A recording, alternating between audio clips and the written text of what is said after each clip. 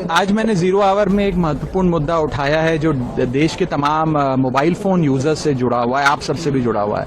वो ये है कि हम जब अपना रिचार्ज कराते हैं तो हमें अपने प्लान के अनुसार डेली की डेटा लिमिट मिलती है। 1.5 GB प्रतिदिन डेटा, 2 GB, 3 GB।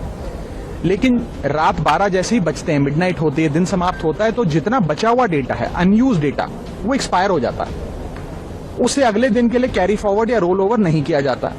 आपसे, कंज्यूमर से, यूजर से पैसा तो पूरे डेटा का लिया जाता है, लेकिन जितना आपका बचा हुआ अनयूज डेटा है वो कंपनियां फोरफीट कर लेती हैं। ये गलत है। जिस प्रकार से आप मान लीजिए पेट्रोल भरवाते हैं गाड़ी में 20 लीटर, महीने भर में 15 लीटर इस्तेमाल किया, 5 लीटर बच गया, तो महीने के अंत पे पेट्रोल पंप का मालिक आकर ये तो नहीं कहता कि 5 लीटर वापस करो, कि वैलिडिटी समाप्त हो गई।